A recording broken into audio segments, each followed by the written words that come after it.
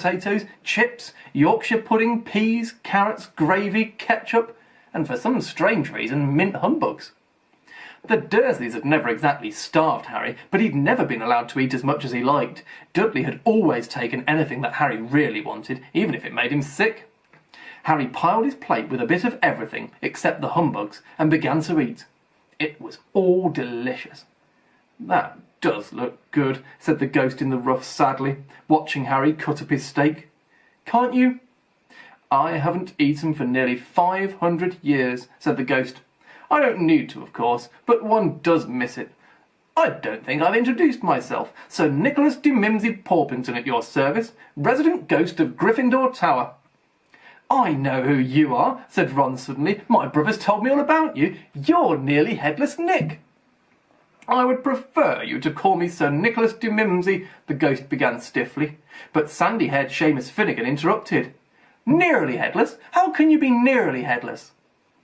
Sir Nicholas looked extremely miffed, as if their little chat wasn't going at all the way he wanted.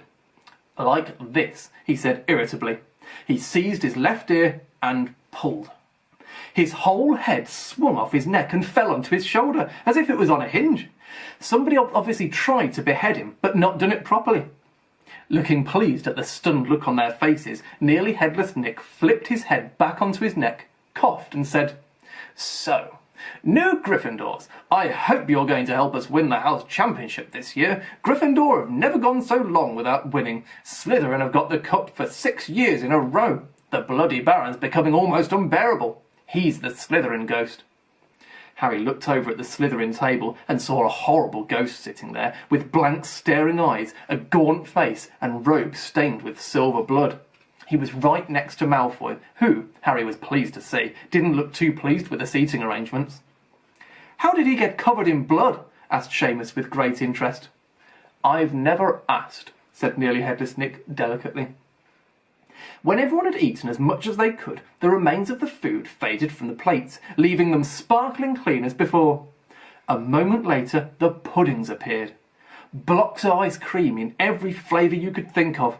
Apple pies, treacle tarts, chocolate eclairs, and jam donuts, trifles, strawberries, jelly, rice pudding. As Harry helped himself to a treacle tart, the talk turned to their families. "I'm half and half," said Seamus. "Me dad's a muggle. Mam didn't tell him she was a witch until after they were married. Bit of a nasty shock for him." The others laughed. "What about you, Neville?" said Ron. "Well, my gran brought me up, and she's a witch," said Neville. "But the family thought I was all muggle for ages. My great-uncle Algy kept trying to catch me off guard and force some magic out of me. He pushed me off the end of Blackpool Pier once. I nearly drowned.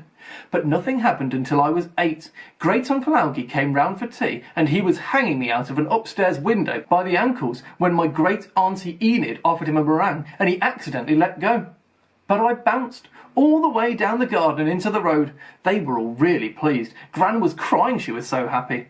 And you should have seen their faces when I got in here. They thought I might not be magic enough to come, you see. Great-uncle Algy was so pleased, he brought me my toad." On Harry's other side, Percy Weasley and Hermione were talking about lessons. "I do hope they start straight away. There's so much to learn. I'm particularly interested in transfiguration, you know, turning something into something else. Of course, it's supposed to be very difficult. You'll be starting small, just turning matches into needles and that sort of thing." Harry, who was starting to feel warm and sleepy, looked up at the high table again. Hagrid was drinking deeply from his goblet. Professor McGonagall was talking to Professor Dumbledore. Professor Quirrell, in his absurd turban, was talking to a teacher with greasy black hair, a hooked nose, and sallow skin.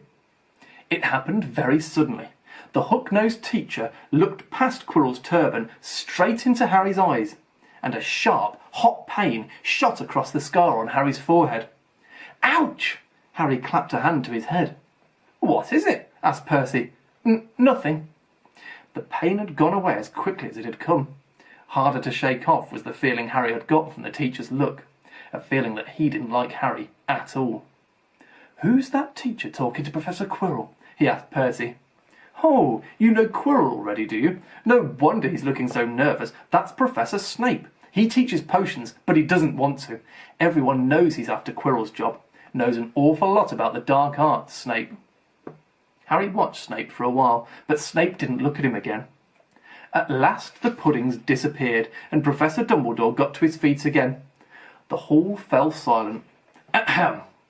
Just a few more words now we are all fed and watered. I have a few start-of-term notices to give you. First years should note that the forest in the grounds is forbidden to all pupils, and a few of our older students would do well to remember that as well.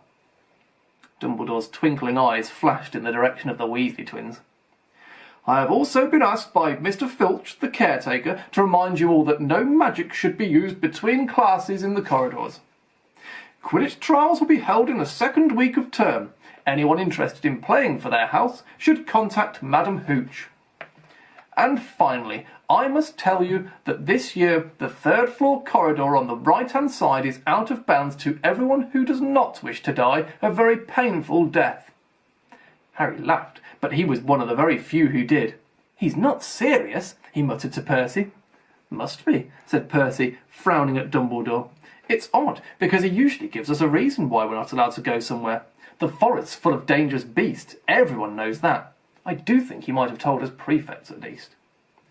And now, before we go to bed, let us sing the school song, cried Dumbledore. Harry noticed that the other teachers' smiles had become rather fixed. Dumbledore gave his wand a little flick, as if he was trying to get a fly off the end, and a long golden ribbon flew out of it, which rose high above the tables and twisted itself, snake-like, into words. Everyone pick their favourite tune, said Dumbledore, and off we go. And the school bellowed.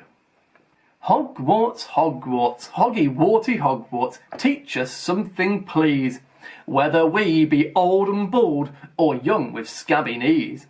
Our heads could do with filling with some interesting stuff, for now they're bare and full of air, dead flies and bits of fluff. So teach us things worth knowing, bring back what we forgot. Just do your best, we'll do the rest, and learn until our brains all rot.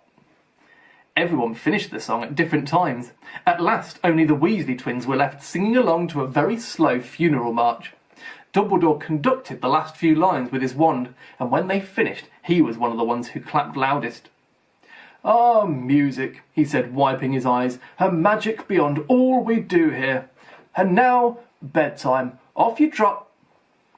The Gryffindor first years followed Percy through the chattering crowds, out of the great hall and up the marble staircase. Harry's legs were like lead again, but only because he was so tired and full of food. He was too sleepy even to be surprised that the people in the portraits along the corridor whispered and pointed as they passed, or that twice Percy led them through